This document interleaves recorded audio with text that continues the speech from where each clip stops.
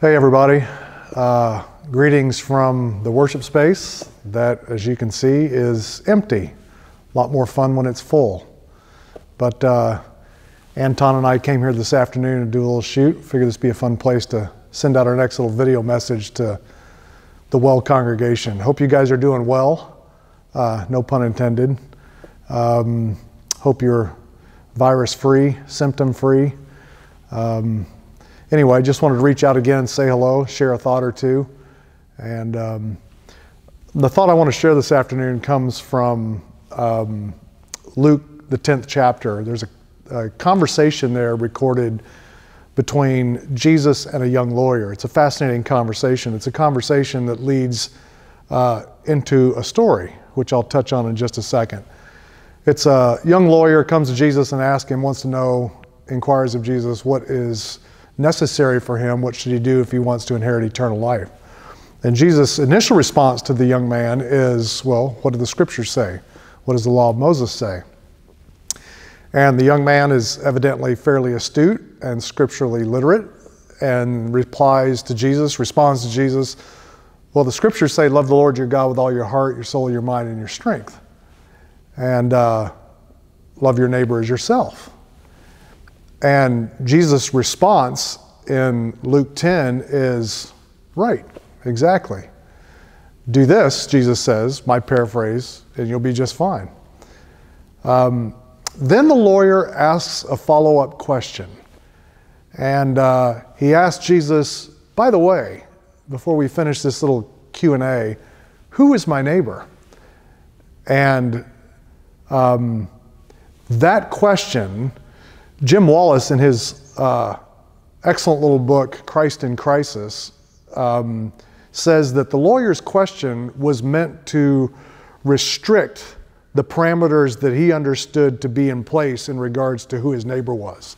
His question was, I think there was an assumption or a hope that the way Jesus answered the question would minimize, shrink who his neighbor would be. And Wallace says in his book, certainly what was going on is he wasn't asking the question hoping that Jesus would expand the parameters of who his neighbor would be. And so he asked Jesus this question, so who is my neighbor? And he's hopeful he's going to get a response that he's going to be comfortable with. This question leads Jesus into telling the very, very familiar parable of the Good Samaritan. And I'll come back to that parable in just a second before we close. I was in line at Food City recently, and I shared this story with you at the risk of you thinking that I spend all my time at Food City, because I think my last illustration that we did in the last video was from Food City. It's not a bad place to hang out, really. But I was at the Food City on 23rd Street, and just bought a couple of items, 2 or 3 items, which is kind of the way I shop. I buy 2 or 3 at a time, so I'm constantly making trips to Food City. I'm not very efficient in my grocery buying. And I found myself in line behind a lady who was paying for her groceries with food stamps. And the poor lady behind the cash register, I think, was fairly new at how you ring up grocery items with food stamps and non-grocery items with food stamps.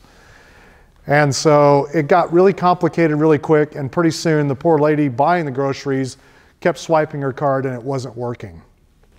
And time began to go by. And when I say time began to go by, I'm not overly exaggerating. I think I ended up standing there probably 15 minutes. I was the next guy in line, standing there 15 minutes before they were ready to ring up my 3 items.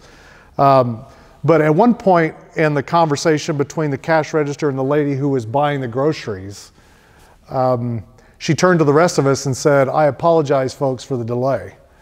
And by this point, I was pretty agitated that I had been stuck in line for an extended period of time. But I put on my absolute best and said, oh, no problem, no worries. My response verbally didn't match my feelings internally. And I began to get a little nudge in my conscience that, hey, Mike, you know that teaching of Jesus that part of what it means, part of what Jesus was teaching with the Good Samaritan parable was that our neighbor is oftentimes, more oftentimes than not, a person in a very different stage or place in life that we are. And I was sitting there, standing in line, thinking to myself, yeah, I'm not sure my attitude or my emotion here is overly Christ-like, even though I'm going to fake it until I make it. I didn't want the lady behind the cash register to know I was really frustrated. I left, and my conscience was kind of pricked, and it was kind of like, I got some growing to do.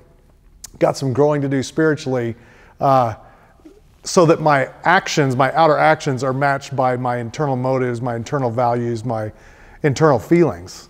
And that thought and that little experience for me, kind of in this time in kind of which we're living, you know, there's crises, there's tension, there's anxiety, there's worry.